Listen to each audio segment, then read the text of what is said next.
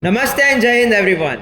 My name is Khanjan Parekh and I am one of the founding student committee member at this Tinkerers Lab, Ahmedabad University. Today, we are honored to welcome Colonel Sanjay Gokhale. He is the Registrar of Ahmedabad University and also served in the Indian Army. He has an experience of more than 29 years in the Army and his professional career of 36 years. He has worked closely with the Tatas and was majorly a part of Pokhran's nuclear test operation. Many of these stories are worth listening to, so let's tune in and listen to his side of story.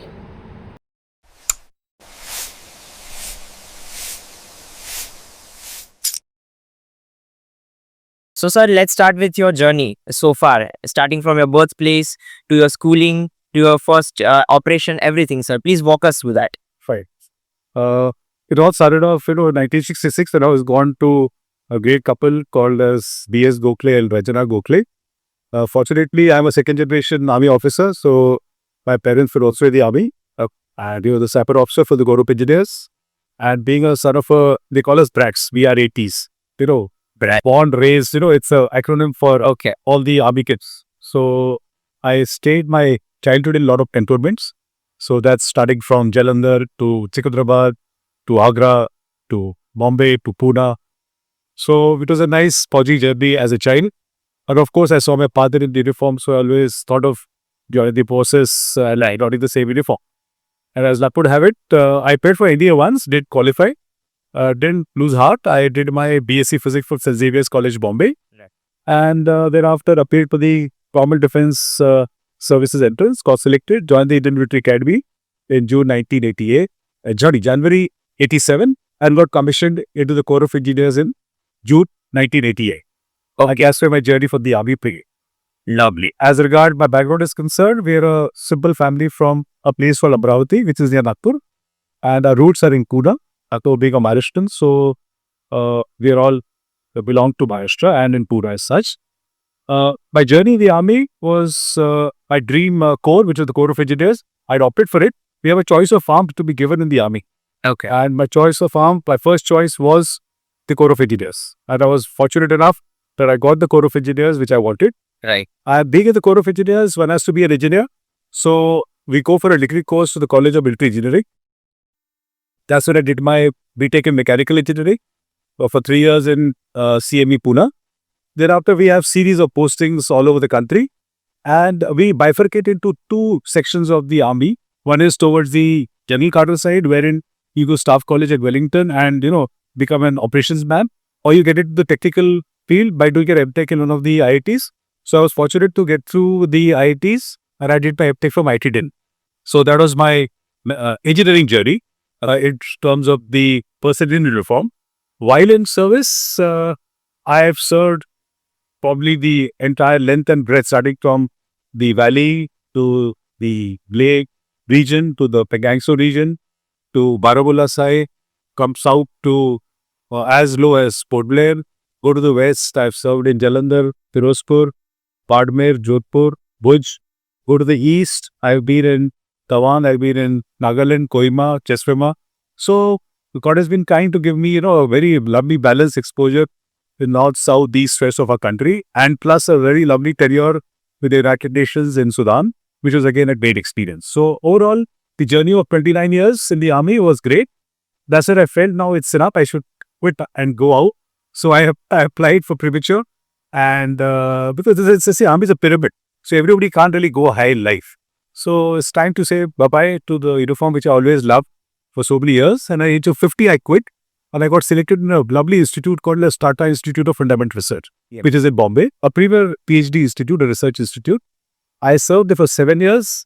And then I got a call from the Ahmedabad University, which is again equally a vibrant place to be in. And again, fortunate to get selected here. So that's how my journey for about from 1987 till date has been a lovely ride. Not at all a roller coaster. Yeah. It's been a great ride. Pleasant life. Yeah, pleasure. Yeah, pleasure life. Lovely, sir. And sir, how difficult was it to leave army? Because when we talk to any veteran, I would say any army officer who has taken any type of retirement at any stage in their life, they always say that we miss army so much. So how much difficult was it for you to take a retirement and coming from a army background to a civilian background? So how difficult? Yeah, see, I don't call myself a civilian, totally, because I'm a veteran, so my prefix goes on with me. It'll go with me in my grave whenever I die. No, so as regards shedding the uniform, see, one day today, life today, you're a student. Today you start working somewhere. You also have to say bye-bye to work someday and sit back at home. True. But in the uniform, you should shed your uniform, which is, very dear to you. Yeah. So I always say my blood is green, so it's still green. And to shed the uniform was a big challenge. I did cry, I'll confess. I did cry on that evening of 19th of April, 2017. It was my last day in uniform. 19th of Feb. My wife also cried a lot, but then the show has to go on, So that's it. But then luckily I got into these institutions for the TIFR, which is equally old as the army. It was bought before the independence. So it was 1945 established. So I got it to an institution which was as good as the armed forces in terms of its discipline, rank and file. So I really didn't miss the philosophy army, except the uniform part. And so yes, to answer your question, as a veteran, you always look at the uniform and you feel, I also had that uniform once, so much of a fight. But that's like, we're going to move on. It's so true. We in the generation of us call it nostalgia. That now it's very nostalgic. That's true. Yeah. Yeah. Sir, please tell us about your entire uniform or gear that you wear from your regiment, and why your regiment of engineering corps is so different from any other regiment that we see. So as a normal civilians, we always look about Rashtriya Rifles or maybe Gorkhas or something, any different regiment. But how it is different from those regiments? See, if you understand the overall rank and file of the armed forces, we have something called as the fighting arm, and we have something called as supporting arm, and the services. So primarily the army is divided into these three broad categories. So when you talk of the fighting arms, we have the armored corps, which are the people in the tanks, the infantry people who can go with the guns, with the bayonet and then charge and kill the enemy. We have the artillery, which is the so-called, in Hindi is called the Tofkhana regiments, which has got the guns, the artillery guns. So these three constitute the fighting arm of the armed forces. Supporting arms are the guys like us, so the Corps of Engineers, whom support the battle. So when you say support, we are supporting them in the battlefield as well as in peace. Right. So the Corps of Engineers, the Corps of Signals happens to be a supporting arm. And when it comes to promotions, officers from my corps rise up to the rank of as high as the Chief of Army Staff. So we were very fortunate that General Pandey was the Chief of Army Staff and the first sapper, we call us as the sappers, the first sapper to be the Chief of Army Staff, which is a great achievement. So as regard our uniform is concerned, ours is, we wear blue berets. The blue beret has got a crest on top. The crest has got a fort. The fort is depicted by the fort of Ghazni. Ghazni is a place in Afghanistan wherein there was to be a Subedar, there's a rank in the army for a JCO called as a Subedar. So Subedar Deri Singh had charged the entire fort of Ghazni. It was a formidable force, a fort to really get inside. But Subedar Ghazni, with his entire explosives, charged into a ramrod position into the gates of the fort and blasted it. So that's how that crest came out to my head. So that's why we wear the crest on top. Our belt, which we wear, the belt has got a grenade. And the grenade has got 7 flails. So we had something written down below. Our credo is Sarvatra. So we are omnipresent, Sarvatra. Because a sapper, we go first to the battlefield in terms of laying the minefields, laying the tracks so that the infantry and the armored columns go ahead, and with the last guys to retrieve after the battle is over to unwind the minefields and get out. So that's the reason we are called as Sarvatra. Water supply, we are there. Roads and runways, we are there. Constructions, we are there. So that's the reason the name given to us was Sarvatra. We have a line yard, which is a very thin line yard, which we wear to our right. Basically to put a whistle there. Why the whistle? Is because when you do bridging, when you're constructing a bridge at night in darkness, you require that whistle for command and control. So that's the reason that line yard is there with a whistle. And stars are normal the way others wear it. And so it's a very simple uniform because we are more people on ground. That's the reason it's there. And the Corps of Engineers, as such, being a supporting arm, as even a young officer of a rank of a lieutenant is an advisor to a rank of a brigadier when he is in a brigade headquarters. Yeah. The exposure which the young officer of the Corps of Engineers or any officer of the Corps of Engineers gets is far, far superior, which probably is not bought by any other people from other hours. Right. So that's about my Corps. Uh, Sir, tell us more about your first operations. Like first of those, when you just entered the this army life, and when were you in the battlefield or maybe in the quarters? So what was that first experience, and where were you posted? See, my career started off in Jalandhar. Jalandhar was a peaceful place. But in 87, if you recollect, the Sri Lanka record was signed in 86 between the two countries, and wherein IPKF was pushed into the Jaffna region for fighting the IPKF was sent to fight the entities. Yeah. So, a lot of my batchmates went to Sri Lanka as part of the IPKF force. I was not lucky enough to be to go there because it was just a lottery pick of out of 110 of us. So 55 went there. But my first combat experience was when I was posted in Tawang, which is in Arunachal Pradesh. I was in the reverse slopes facing the Chinese there. That's where ULFA, ULFA is United. yeah, that's right. Of Assam was very active in a place called Sibsagar, Jorhat, Tinsukia region. So for the CI operations, I had gone there. That was my first combat experience in 89 and 90. And this is a lovely, I mean, I won't say the good experience. I mean, it's not always good to see, militancy and counterinsurgency acting in a country, but that's our duty. And we did have a lot of good encounters there, and it was a very successful encounter. And as an engineer officer, I was very lucky to have recorded a lot of IEDs, that is improvised explosive devices, Yeah. and a lot of cache hidden under the culverts. What happens is the Akulfas and all, because they used to all struggle money and used to hide it below the culverts. So we have mine detectors with us for detecting mines. So while doing our mine search, we had recovered a lot of cash hidden in, those, you all won't be aware of it, but then those glucose biscuits which used to come erstwhile, used to come in huge aluminum tins. So it used to be the size of about 2 feet by 1 feet by 1 feet, a huge tin. So that's where the glucose biscuits used to come in. And all the cash is to be hidden in that. So we recovered a lot of cash, ammunition, explosives there. So that was the first combat experience. Thereafter, in Nagaland again, before I quit, was a very good combat experience in the Northeast. Likewise, when I was in the Valley, again, it was a experience.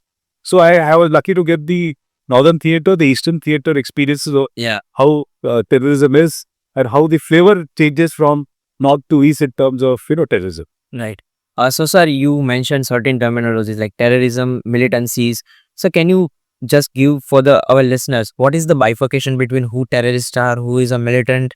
Because these terms are many times confused with each other. So, yeah. See, anyone who's brainwashed from outside the country and is sent inside for creating havoc within your country is termed as a terrorist. He's in for creating a terror within the population. So he becomes a terrorist. He doesn't belong to us. He belongs to a person who's been sponsored by somebody from outside. Right. When you talk of that, becomes a terrorist. He's a terrorist. Oh. He's trying to terrorize, Someone outsider. Outside. Like, for example, in case of Jammu Kashmir, you have people coming from across the IB who come in and are, all infiltrated inside. Basically, they're all Ghanis or people from other nations. When it comes to insurgency, insurgents are the people within the state. They have different ideologies, and they are fighting for a cause which, again, is in a way brainwashed to a certain extent because they're all misguided people, and they are not they're looking for a separate state PSL, which is again a misguided thing which should be happening, but that's what it happens. They're not imported from outside. They're all people from within. So that's how the basic difference comes in. People who are infiltrated from outside the country into us, and people from within who are fighting for something else. So that's how the definition between the two gets very. Got it. So can we say that people or most of our enemies in the Northeast are insurgents? Yes. Yeah. Because they generally belong to the Assam or Nagaland strip only. That's right. That's right. So, such people can be termed as anti-national. That can be a word we can use. The anti-national. But again, I said, over there again, if you go to the Northeast, wherein you go to Manipur or you go to Nagaland, we have our borders with Burma, we have China, we have Bangladesh down below. So a lot of influx, a lot of influence happens, and it's world politics, so it's a very muddled equation there. So very difficult to really pinpoint what is wrong, right and wrong for those misguided youngsters. But the fact remains that the area is disturbed, so which causes disruption for normal people. Like say a student who's studying there, poor child does not get that kind of a peace which you're enjoying here, studying in Ahmedabad. So that's the difference. And do the insurgents have only one goal of, having the government established or something like that? Or do they have any other goals like business or, smuggling or something like that? No, see, the initial part is always to establish something in the government. Okay, whether it be, having a stake in the government could be one of their agendas. Having a stake in the sense part of Part of the coalition. okay. Have more say to it. Like, for example, now we have so many tribes running around in Nagaland. Now, each tribe feels that he should be given importance. He or she should be given importance. So, it's very difficult for a country overall to really think on those lines and, Right. So, even people who are fighting for that cause also should be kind of wise enough to understand the constraints of the country. See, ours is a huge country. If you see, I mean, today, if I ask anyone staying here, how far have we gone to the east from here? I'm very sure 80% people wouldn't have crossed even Bihar or Patna from here. So that's the state of our country. We are so vast. I mean, so from Bombay, if you have to go to Guwahati, it's a 3-hour flight. It's like almost going to Dubai. It's that far. So our country is vast. And the demography, the culture changes after every 100 kilometers changes. Within Gujarat itself, you go to Kutch, it's a different culture. So to from Ahmedabad, you go down to Kutch, they'll say, "Tu kahan se aaya?" That kind of a thing. See, imagine this country as a vast. How difficult a thing for a person to take care of these states and move it toward development is a big challenge. Yeah. Completely agree, sir. Sir, tell us more about your, this. You said that your operation, your regiment basically deals with something. The operations like mining, Yeah. operations like making border roads. Yeah. Border road organization is one of the part. Yes. Then demolition and mine detection and everything. Sir, please tell us something about that. See, what happens is when there are ops of war. Ops of war means operations of war. Attack is one operation of war. Okay. Right. So in an operations of war, the Corps of Engineers does something called as a demolition task. It's one of our tasks, besides mine laying. Mine laying is primarily to protect your own defended areas from anybody coming inside because they get mined and they get killed. Likewise, when somebody is coming in from some place, how to stop him? You blow up a bridge. How do you blow a bridge? You blow a bridge by demolition. Yeah. So for demolition, you got to have charges. You have PK, that is the explosive material. You have gunpowder with you. You have ringman circuit. You have detonators. So these equipments are all taught to us when we are, probably of your age, when we are doing our young officers course. Of our age, Yeah. 2021. So, yeah. So when we finish our, when we get commissioned into the Corps of Engineers, we have something called as a young officers course.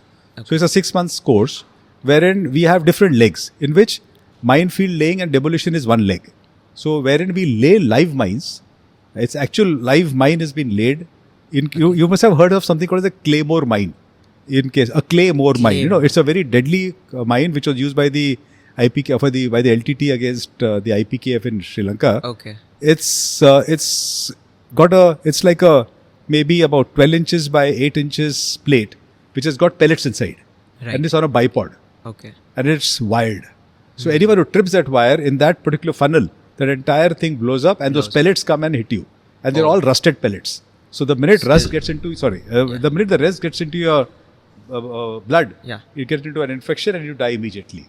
Oh, So God. these mines, handling these mines live is very, very dangerous and fatal. So we taught this when we were doing a young officers course. So demolition is one thing, we do live demolition. Then we have something called as, water plume techniques. We have underground explosives. In the water, we have an explosive which can blow bridges. So these kind of things are all taught to us. So mine laying, bridging, laying tracks. But when you say tracks now in deserts, like when you're in Pokhran or beyond, like from Jaisalmer, in case you could go to attack towards, say Rahmatiyar, I mean which had come in news during Op Sindoor. Yeah. Now, you require the trucks can't go on deserts. So it requires a track. So that those tracks are laid by us. Okay. So that again is one of our duties. Water supply is one of our duties. We establish water points everywhere.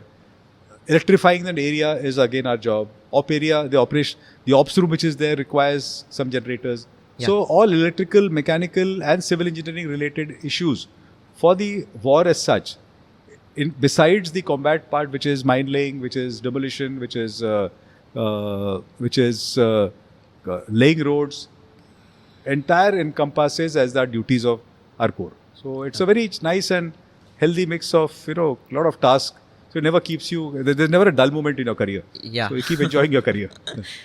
So, sir, in your entire career, which one was the most difficult terrain you faced? Like where you found that, oh, this is something which is not we as a army personals have even expected, that this terrain would be very tough in terms of nature, I would say. See, our Pokhran tenure, when we did the Pokhran nuclear test, the mercury had hit as high as 52, 53 degrees. Oh. And God. it was very, very warm in the sense.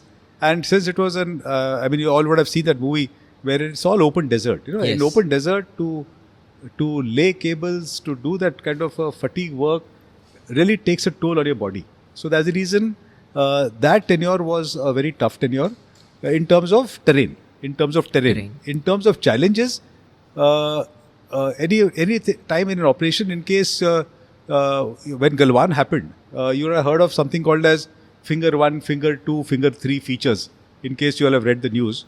So what happens is, from the Pengangso lake, there are a lot of finger type features jutting out. So the entire formation cutting of these fingers was done by my regiment in 2003. So it was such a hostile and tough terrain to work on that firstly the altitude and the nature of job, cutting rock with your machine, that is the JCBs and motor graders, was such a challenging task. So these two, extreme cold was one very challenging terrain and task related experience, and Pokhran because of the heat and the secrecy. So these two issues were rest in the valley when you're deployed is more to do with life. You feel that you might die. You might get martyred, but that fear was okay. But then this terrain fighting was very, very challenging. Yeah. So, sir, what kind of instruments, or I would say, you talked about JCBs getting onto this high feet altitude. Were you guys first making the roads and then getting there, or because as per my knowledge, I believe that there was no terrain made there. It was just a small piece of land, I would say, which no people used to go to. See, as a sapper, we are supposed to be creating things. Yeah. So I have to go through the difficulties to create a thing. True. Simple example is, in case you just Google a place called Langrula, right? There's something called as the Sumdaranchu Valley, where the 1962 war took place. There's a lovely book written by Brigadier Dalvi, the Himalayan Blunder. So there's a post called as Kaifo Post, where there's a helipad there. Okay. And I read that book of Brigadier Dalvi sitting on that post of Kaifo Post, where I'm looking down upon the Sumdaranchu Valley, and till date there are skulls all lying there of our people who fought that war in 1962. Till date? 1960 till date, yeah. Till date? Yeah, till date, yeah. Right. And in 1987 there was an aggression from the Chinese side, and they came into the Langrula side. We were to make a helipad to rescue somebody. It was a challenge because we had to climb for about 4 hours with something called as PBS rolls. It's a bitumen roll. It's a bitumen roll which you lay flat on the ground, you burn it and you paste it, and that's where a helicopter lands and takes the casualty out. Right. And so it took 4 hours for us to reach there. So answering to your question of how easy was it to get your equipment on top. Yeah. It's always a difficult thing, but then, we are born for this and we work for that. So we never think of all these issues when you are in the forces. Yeah. The task has been given, you have to make a helipad at so and so point to recover somebody who's my own brother and who's lying injured. So I have to do the needful and get the job done. Coming to the question of the Pengangso side, see, Pengangso side is right now, it's all got a blacktop till a certain limit. Thereafter, the JCB goes on its own. But then, see, the tires get worn off, the diesel see, as an engineer, as a mechanical engineer, the power of the engine goes down. Yeah, so all because the altitude efficiency rises, goes down. yeah. The efficiency goes down. The operator's efficiency goes down. True. So what you're going to work for 8 hours there gets reduced to sunset is early, So sunset is early, so your working time is low. Yeah. Your working season is limited. Yes. So everything is limited, you know. So you got to adapt yourself, plan yourself properly, and then that's how Yeah. execute a task. So we can say that sappers are creators in certain sense. Yes, You guys yes. create new places where it is required, Yes. a helipad or an. Sir, what else apart from those helipads? What else from apart from what do you guys work with the communication as well, establishing communication systems? Now, if you talk of communication, now let's talk of the Zozila tunnel. That Okay. the boring of tunnels. That is the latest thing which the Corps of Engineers is doing. Right. Now, the entire tunnel boring is done by us. Wow. So, if you see the Rohtang Pass, the Zozila Pass, all these passes which are having these tunnels. Now, the latest has been the one in Sela. When you go to Tawang, there's a place called, there's a Sela Pass. Now, to cross Sela Pass, because I've crossed that couple of times. So, when you cross Sela Pass, it takes you good about 2 days to cross that pass. Okay. It's at an altitude of, I think, 19,000, I think. Mhm. And the air gets so thin on top that you need to get down in time. Otherwise, if you're stuck on top of Sela, God forbid, it's going to be some kind of a medical emergency if you're stuck on top. Got it. Now, there's been a tunnel which has been bored into the Sela Pass, which has made life so easy for everyone. Not only the armed forces, but even for the tourists who go there for, just for an excursion. That also is made up very well. Yeah, lovely. Sir, can you talk about what are the technological advancements which we now have in our army, which were not, done during or before when you were commissioned? So, starting from all the three forces and then what you guys were using. See, if you see from 87 onwards, since I joined the forces till date, it's been a sea change in everything. Like if you talk of the armed forces, the army as such, let's talk of the armored corps. When I got commissioned, they were just T-55 tanks, which are absolute old Russian tanks, which is so obsolete kind. Now we have T-90 running, which is totally air conditioned, thermal imaging, the works. So that's a great change. Come to infantry, we used to have 7.62 rifles. Now we have all our own AKs with us. We have AKs so well. Our equipment has become so light. So that is in terms of the change of weaponry, in terms of the infantry. Artillery, the guns we used to have 105 medium guns, 130 medium guns. We have got the Bofors, we have got the BrahMos, we have the multi-barrel rocket launchers. Right. So that again has been a huge change. Talk of air defense, we had these Zu-70s earlier, which are still there. Besides that, we've got our entire air defense systems, which has been tested again in the latest of Op Sindoor. Thereafter, talk of communications. Earlier, there used to be a magnetophone when you got commissioned. Now we have a 4-digit call anywhere in the country from any place A to place B. You can just dial 4 digits and you're through with anyone. Yes. Likewise, talk of software development, talk of our own LAN network. That again, we have our own thanks to the Corps of Signals. Our Corps of Engineers itself has traversed so much in terms of technology for mine laying, whether it be for tunnel boring, whether it be for road constructions, whether it be for GIS creation of maps, which is done by the military survey and the Corps of Engineers. Talk of medicals, our medical doctors have been successful in transplanting lungs and hearts of patients, of armed forces. So see the way we have advanced in terms of human resource, technology and our technical skills in the last about 40 years in the army. We talk of the Air Force, what used to be earlier just confined to MiG-21s, we've got such a lovely fleet of aircrafts which have come up for us for the Air Force. Likewise, the UAVs which have come up into the Air Force again has been a mainstay. Come to the Navy. Navy again has been what used to be dependent on Russian aircrafts, ships and the aircraft carriers. Now we started building our own ships and aircraft carriers. We started building our own submarines. We started building our own nuclear submarines. So look at the way we have grown in last 45 years. It's stupendous. It is, and it'll keep growing. As we keep progressing. Yes. So you were in the Tata Institute for Research as well, sir. Were any personal, I would say, any military-related research or anything were going on there as well? See, if you see the background of TIFR, the entire nuclear history of our country took off with TIFR. Okay. With Dr. Bhabha's vision for India being nuclear, came up from that institute. Right. That's where after TIFR, BRC was born. The Bhabha Atomic Research Center. So the basic birth of nuclear science was there. With physics, there are 5 departments of physics there. That is condensed matter physics, high energy physics, theoretical physics, radio astronomy physics. So with so many fields of physics running there, it's a deep research institute which is working on a lot of sensitive things in the past and for the development of R&D for the country. Right.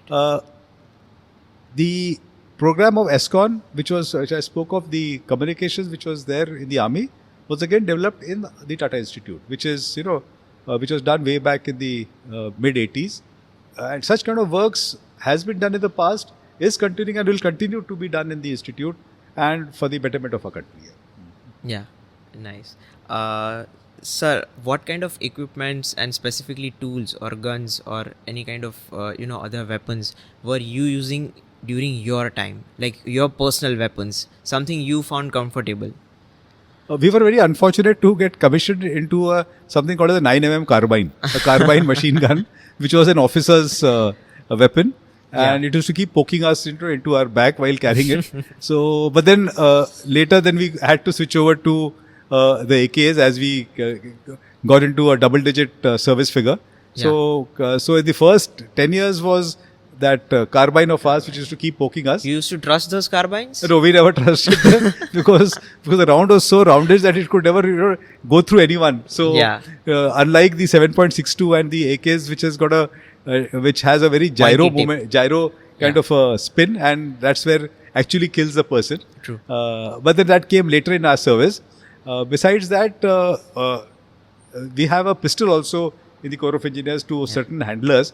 We have a rocket launcher, which we call it as a RL, rocket launcher, RL, where it is fired with by 2 people. The one chap who fires it has a pistol with him. So that also is there with us. So in the regiment, we were told to fire the pistol, the carbine, and the 7.62 SLR. So we have fired all 3, and LMG, of course, was part. So we've fired all these 4 weapons. Yeah. But later, then we graduated, and when the AKs came in, then we had to fire even the. But I was lucky. There was a platoon weapon course I did where I could get to fire even something called as an Uzi gun. In case you've heard of it, it's an Israeli gun. Yeah, one hand, shot. Small Uzis, one. Yeah. But it's a mid or a low range gun. It's a mid range gun. Mid range gun. Excellent and very high speed rate of fire. Yes. High rate. And one hand fire is comfortable. And excellent light. So I got to fire even those Uzis with me. Yeah. The Israeli Uzis. Many of the youngsters would relate. We have this in PUBG and all these kind of games. That's true. UZI, Uzi. Yes. Yeah. It was a Russian-made weapon, right? No, Israeli. Okay. Lovely. And sir, about your grenades or anything? See, grenades. Just to educate all of you, a grenade has got lines on it. It's like you start grading the apple. It's like those. It has lines. Those lines are primarily when it bursts, it makes that many fragments. So that's the philosophy of that grenade's design. So you'll find all checkered kind of a thing. So it has got to what I recollect, it has got 36 such slots. Okay. So when it bursts, and that's how that 36 such pellets come out, and that's what hits you, because it's got explosive inside. That is poison. So it hits your blood, it hits your skin. So that's the combination which makes you die. So grenade firing is again. We have a grenade barrel launcher also these days. So you load your grenade and you launch it like a rocket. And it goes to about 100 meters to 150 meters, and then it will blast. Yeah. Which was used very effectively in Kargil also by the youngsters there who fought the battle so well. Yeah.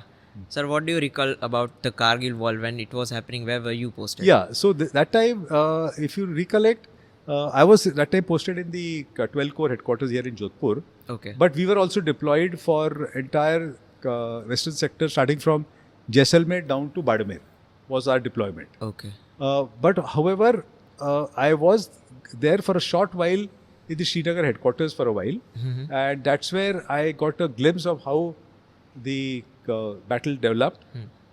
I could relate that much more later when I went for a road trip from Bombay to Kargil for a particular ceremony where I had to pay tribute to a couple of my friends who had lost their lives there. Yeah, we just saw one of the pictures photographed. So that's how sad moments of life, God bless their souls. So that was time when I could visualize how exactly that battlefield would have been, especially at such a short notice. All these officers and men were told to go to these points and defend our country. Yeah. And even I was referring to one of these podcasts where the officers were saying that the officers' josh was that much high that the infantry or the people at the back, they were saying shoot at us. So they can locate the enemy, but they were not able to get the exact location pinpoint. So they're saying shoot at us. We are so close to the enemies. So that was the josh of our Jawan. So True. yeah. True. I mean, it's all, see, your battalion's battle cry. Each battalion has got a battle cry. Yeah. Like mine is fighting at Peja. I'm from 58 Indian Regiment, so it is fighting at Peja. Peja means chad jao. It's in Punjabi word. Fighting at Peja ki chad jao dushman ke upar. And later, after the Shakti thing happened, after we Operation Shakti was the code name given for the Pokhran nuclear test.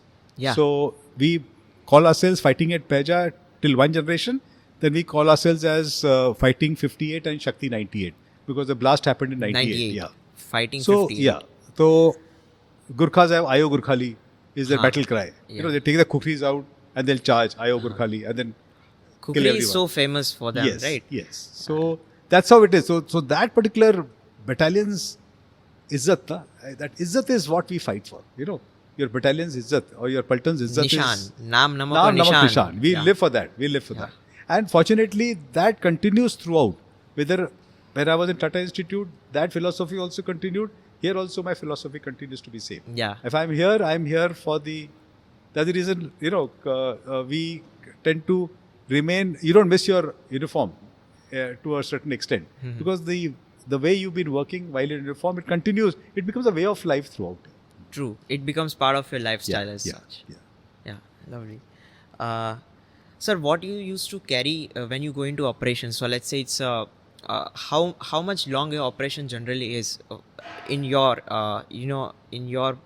specific battalion, and what you used to carry for communication. So let's say if I want to communicate with my headquarter, if I communicate with other battalions or other teams which are fighting along with you, then how do you communicate? See, when you move out on exercise, it's either an exercise or let's talk of VC. In my career, we were deployed for Parakram, we were deployed for Vijay. So these two were the major deployments which happened. So, and once you're deployed, you don't know when you're going to come back. True. Because when the battle may happen, may not happen, So when you go there as a full battalion, so it's about, like in the case of engineer regiment, we are 21 officers, about 45 JCOs and about 1,000 odd men. And our mechanical transport is a lot because we have JCBs, motor graders, air compressors, trailers. So it's a very heavy, equipment heavy So unit. army have those, right? Your No, battalion. the engineer regiment. The Engineer regiment have yes. this. Okay. Infantry battalion will be much lighter. Right. Yeah, much lighter because their role is different, So when engineer regiment gets deployed, we are deployed with our brigades because we have 3 field companies which get deployed with 3 brigades of the division. Okay. So the distance wise, if you see, we are almost about 400 kilometers apart. I mean the companies. The communication within the companies doesn't happen. You only happen it within the company it will happen. But today, if say you belong to some alpha company, I am from Bravo, but I will be deployed somewhere else. I will be having my communication within my Bravo company, and only you will be communicating with the battalion headquarters, who will be directly passing orders to you what exactly is to be done ahead. Right. So we have a lot of radio sets. We have radio sets with Yes. certain frequencies and range. So each battalion, each company is given a particular radio frequency. So you switch on to that radio frequency and you can communicate. That's how it goes. That is regards the radio communication is concerned. But again, as I said, that the line which is there in peacetime, which connects you to from place A to place B just by dialing 4 digits, also gets laid down, which is on the AREN side. It is called as AREN, which is the exercise part. When you're in war, it becomes AREN. You're in peace, it's called as ESCON.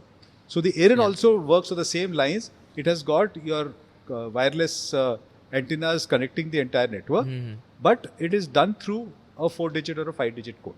So that's the communication which is laid out. That is how simplified it has now become. It's become. Yeah. Absolutely correct. Yes. Because when I recall previously, they used to have this big briefcase. They open Yes, it. that's true. You That's know, true. something like this. Yes, Yeah. yes, yes. All sort of Yes. switches and I used to have something called controllers. when I joined, there used to be something called a magnetophone. You know, they had a key.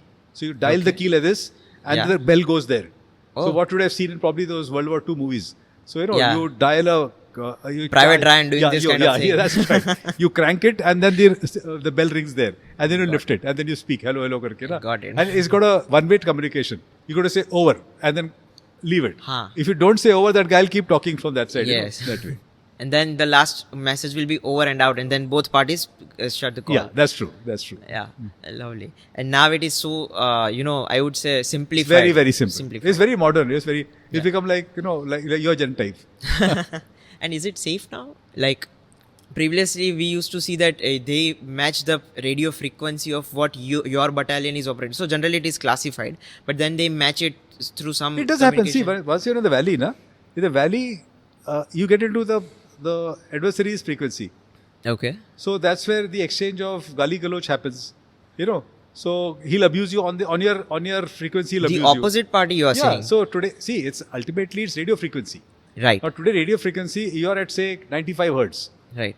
Now I'll keep fiddling with my frequency. On which are you working on or talking on? Yeah. I'll catch on to your frequency and then I'll try and disturb you and Right. listen to what you say. Right. Then you have a jammer in that. You have a jamming. You have a jammer button there. You'll try and jam him, but these interferences keep happening. And it's lovely. It's a very healthy. Why is it lovely, sir? Every time army people say it's lovely when something bad happens. Why is No, it so lovely? see, it is. It pumps your blood. It pumps your blood. Yeah. I mean, today, the minute you're sitting there, you see that guy opposite. He's trying to, interfere with your frequency and trying to abuse you. True. Then you tell you, "Abhi main teko dikhata hu. Kya kar sakta hu main tujhe na?" Who's that way? Yeah. So that small talk or exchange of few words Yes, happens. Yes. Yeah. In fact, when late Vikram Batra, his entire that he coined that word of Dil Mange More. Dil mange more. That became so popular in Pakistan that he says ये तो दिल मांगे मोर कह रहा है तो. So he became such That adrenaline is so high. it is very high, very high. And see, it's when you die or rather when you get martyred, you don't realize what act you're doing. But then is in that rush you go in, you may come back alive or you come back probably with the India flag on top. Yeah. So, या तो तिरंगा लहरा के आएंगे या तो बिल्कुल लिपट सही, के आएंगे. बिल्कुल सही. So I would say for us normal civilian it's so tough to feel this. But yeah, sir, tell us more about your Pokhran operation. So for our listeners, sir was part of the Pokhran operation, and we have photographs of him guiding our APJ Abdul Kalam through the entire operation and showing him through. So sir, please tell us something about the operation. that was pure luck in life. That right time, right place. So And a lot of hard work as well. Sir. Yeah. I mean, see, nothing comes without hard work in life. True. Likewise for you, you study hard, you get good CGPA, you get a good job Yeah. that way. So everything is, regiment got selected to be slated there in Pokhran, and it was a very top secret mission. True. And if you go through a book written by Raj Chengappa called as Weapons of Peace, the entire description of how the operations took place, and of course later it came with that movie also, Parmano, Yeah. wherein John Abraham has depicted the entire movie. But our entire tenure there from 96 to 2000, that is long 4 years in Pokhran, was, it was at every 100 meters we had written, a saying stating that what you see will not be discussed here anywhere. And we lived to that letter to the final T. Why? Because any leak from any one of us then So true. would have been a national disaster for us, which fortunately we felt very proud. Why? Because after doing the 11th May blast, still the adversaries couldn't detect that we were going to go in for one more blast on the 13th. Yeah. So 11th May was the second blast, right? Or Yeah, was it sorry. 11th we had 3 blasts. 3 blasts. Okay. And on the 13th we had 2 blasts. 2 blasts. So on the 11th, after the 11th thing happened, and when all the sanctions started coming to the country, Yeah. there was so much of pressure on the country to stop. and on us to deliver to perform for the 13th. Right. Was a challenge. Those 2 days was a nightmare for us, but then we pulled it off, and 13th also happened, and after that it was all happiness, and that definitely gave a lot of sense of pride to the Indians all over, that we also have a lot of capabilities to do that, and as regard the mission was concerned, being a top secret, it had so many lovely moments in terms of moving the entire equipment from place A to place B, which was so secret. Nobody knew what was going where. Exactly, So because it's so difficult, because we are not talking about a small research thing Yes, going on. It's a yes, big project. yes, We are yes. doing certain blasts. True. So true. yeah. I mean, getting the scientists from various places to the Pokhran and deploying Yeah. them without being detected. Exactly. So it was a massive logistics, intelligence related, then technical related. So you name a particular management skill, and that everything was implemented in that particular operation. Sir, how difficult was that to have a connection and communication with those scientists or different people who are not from the army background? Because as an army personnel, you understand what are the classified information you should not share, the different levels of security checks. How was it with them? See, the things were very clear. They were something called as, we had defined ourselves as A, B, C teams. A team being the army team, B being the BRC team, that is the Baba Atomic Research Yeah. Center team, and C was the team from TBRL Chandigarh, which are the DRDO guys. Okay. So that's how we defined A, B, C teams. Right. The entire commander, the commander of the person on ground was the army chan. Like today, I was the site commander for 13th May site.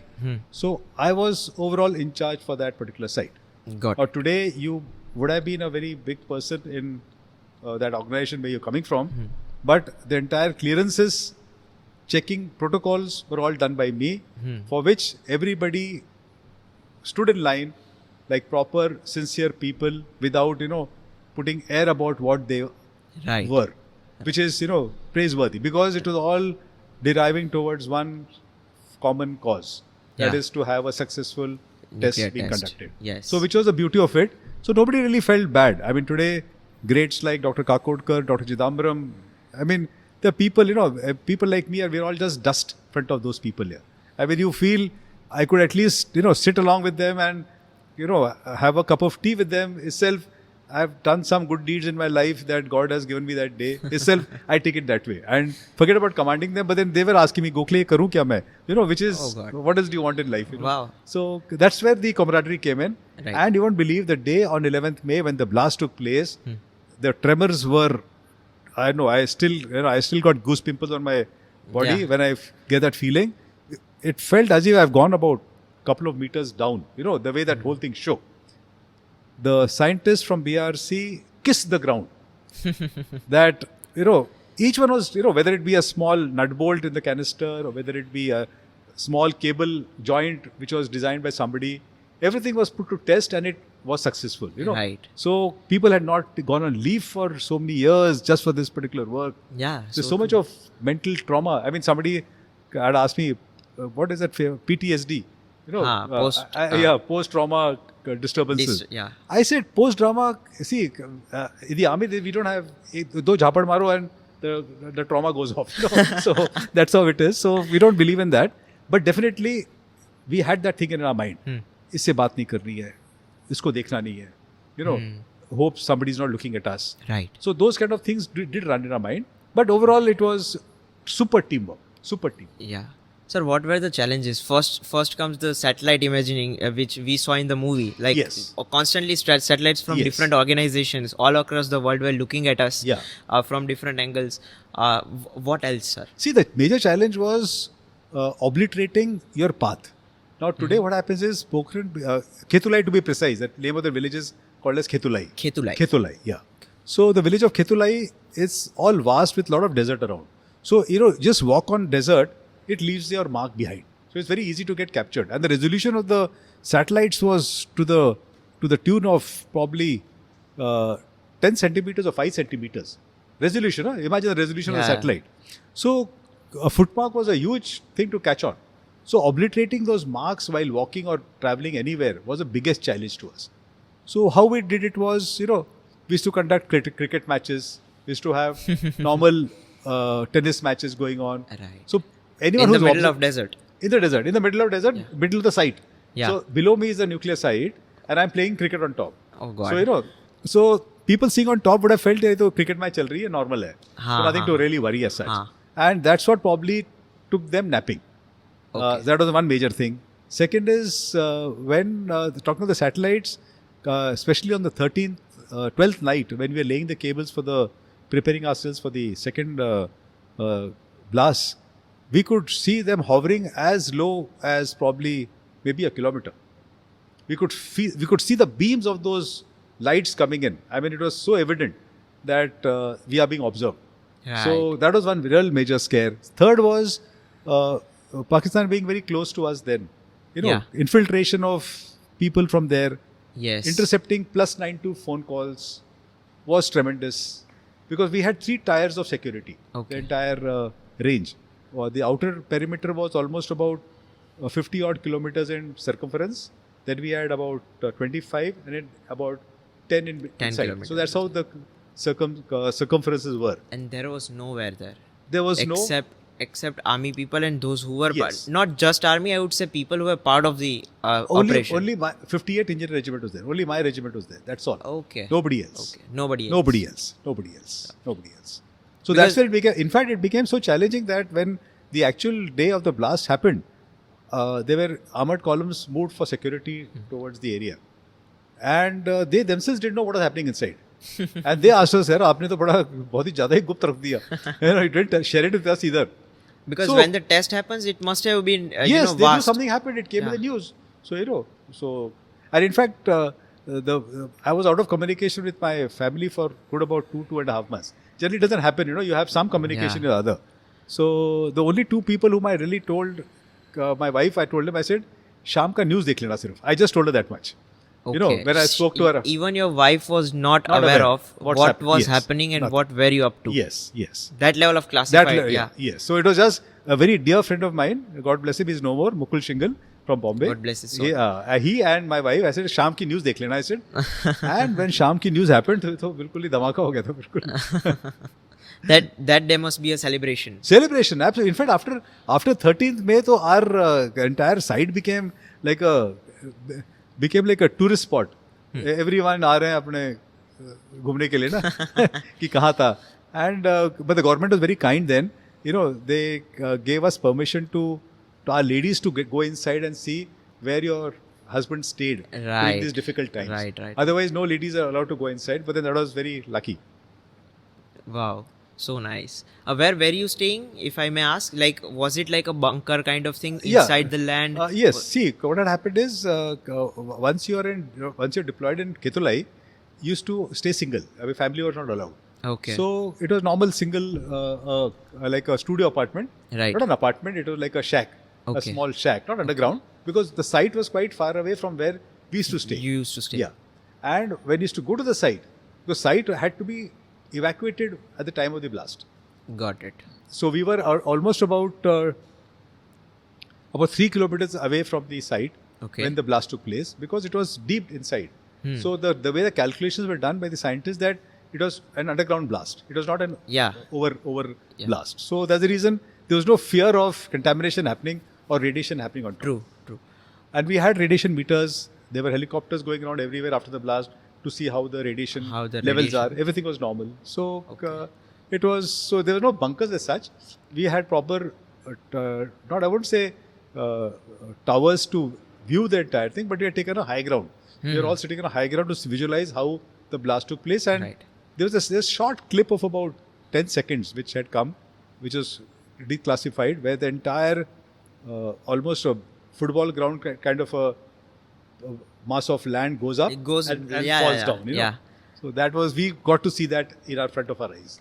So Oh that was God. one thing. That very must be surely a goosebump good. moment. Oh, like, super. Yeah. It is. And it's you all- coming from a regiment who believes in blowing buildings. And Yeah. So it was, I know, it was just, we just simply lucky in life. Simply lucky in life. So nice. Sir, tell us more about your UN operations. You were part of United Nations peacekeeping force, right? Yeah. Tell us more about that, sir. How was it, and where were you posted? See, it all started off. I had done a long GIS course on how to work out, do geology, see where the water is, and extract water. So initially, the assignment which came to us was to supply water to the Sudanese. So I was Sudan to go, people. yeah, Sudanese. So I was to go as a well boring rig commander. Boring? Well boring rig commander. Rig So we're commander, okay. supposed to be taking rigs, Right. boring rigs, Right. go to Sudan, explore water, and give it to the population. Because engineers is my task is Yeah, yeah. engineering of that. So it's part of peacekeeping. Okay. So I went all over the country doing study of how to find water. I even studied the crude way, the way the villagers do by taking that Y-shaped stick, and where it bends, that's where the water is. I studied all that. So we made the This report. is hardcore geology. Hardcore geology. It's yes, that's not right. anywhere related to, just the engineering. Yeah, so you no, learned yes, this as well. Yes, that's true. Oh God. So did that. Then we made our report. It goes to DPKO in New York, Mhm. and fortunate for us, it got shelved. Why I'm saying fortunate, I'll tell you later. Then we had to go there as a construction engineer company, CEC. Okay. So I was commanding that CEC. So I was commanding that CEC in Sudan. We had a force of about 9 officers, 12 JCOs, and about 450 men. So we were split along the river Nile there. We went there in the initial stages of 2006-07, where Right. the mission had just started. Right. The agreement was just signed between the government and the United Nations, and that's where we were the initial people to be deployed there. And it was tough. It was tough. Why? Because barren land and so difficult to, fend for yourself in that vast area. That's the reason what I told you earlier, that fortunately that well boring got cancelled. Yeah, got Had we cancelled. gone there, would have been a disaster for us. Okay. It was just not possible. It wouldn't have been possible for us to get those things from water from there. But nonetheless, we landed in Khartoum, and interesting thing was we flew in a Pak aircraft to Khartoum. Pakistani, Yeah, a Pakistani aircraft. Wow. And we flew to Khartoum, and from Khartoum we came to a place called Ahmedabad, and from Ahmedabad we came to a place called Malakal. Yeah. And that's we got deployed. We started working toward making tracks, creating oxidation ponds, then creating desalination water for the civilians. Yes. Thereafter, getting field defenses. Field defenses is also part of the engineer's job. Okay. Like to have, which you call morcha in Hindi. Morcha. Field defense is called a morcha, where the Jawan sits and Yeah. fires bullets. So morcha, because it's a hostile area, you're gone for peace operations, but then the adversaries might feel that these guys have come to disrupt my life. True. So they might attack it, and which actually happened in December in that very famous 6-day war / 14-day war, which happened. Yeah, in December, which was an experience because overnight I got to see probably such people whom I had never seen in the village came in from nowhere, and they were in so many masses, and tanks were running in the streets like how we have the auto rickshaws running in Ahmedabad here. Yeah. That's the way they were running the tanks. That was an experience, actual live, indisciplined firing happening. Because what happens once you're in the army, across the LC or the IB, it is very controlled fire which happens. Here there is no discipline, no controlled fire. Each one has a weapon in his hand. He has bullets. If he wishes, he'll just fire and open fire on anyone. So that's what the tricky part of Yeah. those that initial war bit, which a 14-day war, which I saw there in Sudan. But militarily, got to serve with about officers and men from 36 different armies, which I feel was good for me because I got to know my strengths, my army's strengths, my country's strengths. Right. And that's where I felt that we are way, way ahead. We are way superior in many, many aspects. So that was a very nice experience. For about a year I was there. So good experience in Sudan. Lovely, sir.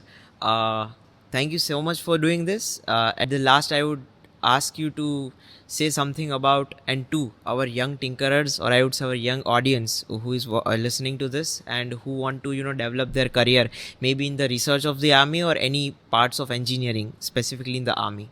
What will be your message to them, sir? See, there's a saying which goes, it says that the best way to find yourself is to lose yourself in the service of others. So true. Yeah. Yes. So it's actually, Gandhiji's saying long back. Okay. Right. I take that with our army credo, which says that the service of my countrymen comes first, nation comes first, countrymen, and I come last. So Yeah. that's how we are taught. So with this philosophy of service, Seva Right. Parmo Dharam. absolutely correct. Yeah. Parmodaram, dream big. There is no harm in dreaming big. You may have the acumen, but please, as a tinkerer or as a researcher, please think big. Right. Think innovative. Yeah. Right? Because cultivating creativity, see, you should never feel shy that ये करके यार मुझे लोग हंसेंगे तो नहीं मुझे. You should not shy away from that thought. Have creativity in you. Foster patriotism. Be a patriot. Foster patriotism. Besides that, never say that I have learnt a lot in life. Yeah. Be a very passionate and be passionate about continuous learning. Right. Even if you have reached 80 years old, you're 80 years in age, still you should make it a habit that you do half an hour of good reading of something substantial. But at that age in life, you don't have to do research. But Right. you might read something else, which probably you don't have time when you're young. So as a young researcher, you should always keep thinking, be creative, be passionate in terms of the patriotism, and never shy from producing something. You never know, it might be of some use for someone. So true. So if that happens, I'm very sure what might click where, and you might create something great. Yeah. I mean, the way drones are being created by youngsters these days, it is tremendous. I mean, the way the field is, and the future of the country lies in the youth of the country, and our entire youth is in that 25 to 35 bracket. Yeah. We have, I think so. I don't know the statistics, but then I believe 55% lies in that age group. Yes. So with 55% lying in that age group, I am very sure that somebody, even if 5% of them deliver something good, it'll do wonders to our Country is country. in a good hand. Yes, yes. Thank you so much, Colonel Gokhale. Thank you for Pleasure. agreeing to do this.